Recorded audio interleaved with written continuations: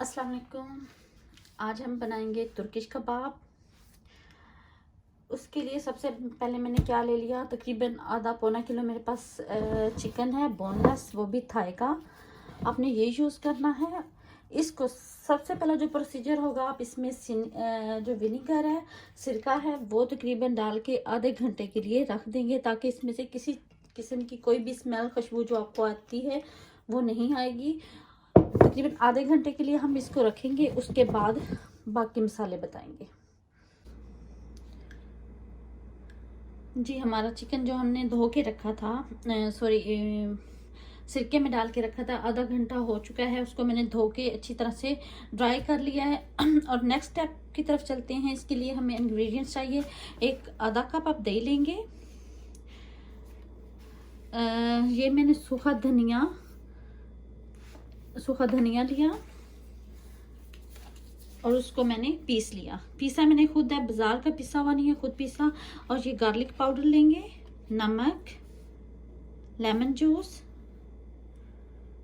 ज़ीरा पाउडर, काली मिर्च, ये बहुत थोड़ी आपने यूज़ करनी है, चिली फ्लेक्स, टमाटर का जूस जो मैंने खुद बनाया है। आपने खुद ही एक आधा टमाटर ले लें और उसको ग्राइंड कर लें, उसको आप इसमें मिक्स करेंगे। That's it. आपने टमाटो केचप यूज़ नहीं करनी, ये टमाटर यूज़ करना है जो आप घर में ब्लेंड करते हैं, और पेपरिका पाउडर यूज़ करेंगे। चलें जी, अब हम एक बाउल लेते हैं। बाउल में सबसे पहले हम दही मिक्स करेंगे और अगले स्टेप की तरफ चलते हैं और फिर बताती हूँ आपको।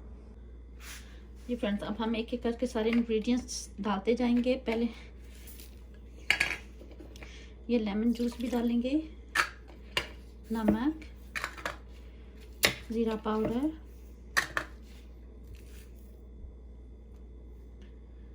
गार्लिक पाउडर, काली मिर्च, टमाटो केचप, पेपरिका पाउडर, सूखा धनिया। अच्छी तरह से इसको मिक्स करेंगे।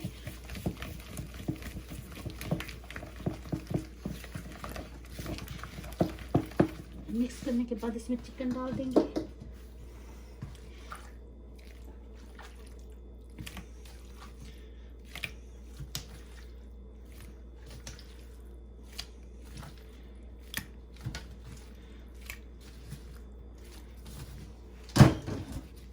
इसको मिक्स करेंगे।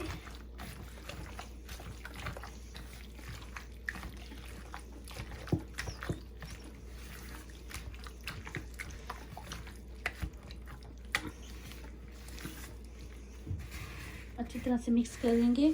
और अब हम थोड़ा सा इसमें ऑयल डालेंगे। ऑयल ज़्यादा नहीं डालेंगे, ऑयल तकरीबन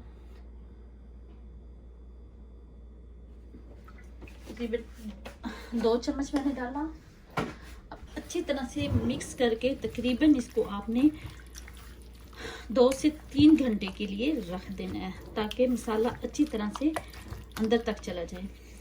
और आप देख रहे हैं, मैंने सिर्फ स्टोर वाले को बोला था कि मुझे तुर्किश कबाब के लिए चाहिए, जैसे आप बारबेक्यू बनाते हैं सेम वही है, लेकिन हम इसे अवन वगैरह में या ग्रिल वगैरह पे नहीं बनाएंगे, बल्कि तवे पे बनाएंगे। चलें जी, इसको तकरीबन 3-4 घंटे के लिए मैरिनेट करके रख देते हैं और फिर मिलते हैं। अब आपने चिकन को इन सीखों के ऊपर डाल लेना है। ये सीखे हैं मेरे पास,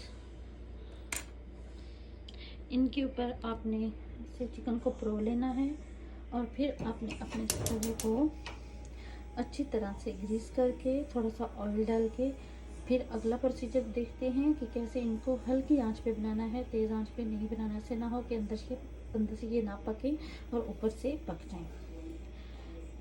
आपने देख लिया, जो आपको लगे कि मेंटेन नहीं हो रहा, आपने उसको हाथ से पकड़ के अंदर सही तरह से फोल्ड कर लेना है।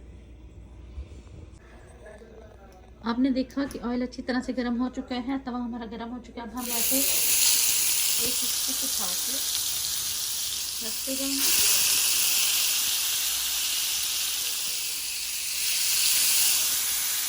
और आप बिल्कुल हल्की कर देंगे। पक जाए। और इसको एक और बात, आपने प्रेस भी करते रहना, किसी चीज़ को प्रेस करते रहेंगे हल्का हल्का, तो ये ज़्यादा अच्छा बनेगा। फिर आप देखेंगे कि इनके दरमियान से तवा हमेशा जल्दी गर्म होता है, तो आपने ऐसे आगे पीछे इनको आगे पीछे करते रहना।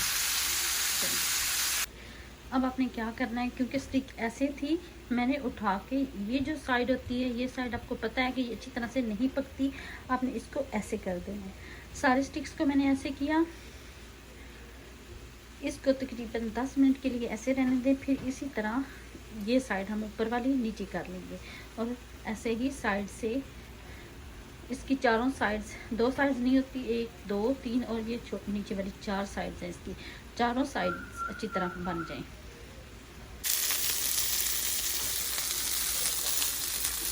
जी आप देखें सारी साइड्स बहुत अच्छी तरह से पक चुकी हैं। अब हम इसको उतार लेंगे और डिश आउट करेंगे। चलेंगे, आप भी ये रेसिपी ट्राई कीजिएगा और मुझे बताइएगा कि आपको कैसी लगी। बहुत मज़ेदार है, बहुत मज़ेदार, मैंने टेस्ट कर चुकी हूँ। आप भी बनाइएगा और मेरे साथ रेसिपी शेयर कीजिएगा और बताइएगा कि आपको ये रेसिपी कैसी लगी। चलेंगे, मैं डिश आउट करती हूँ।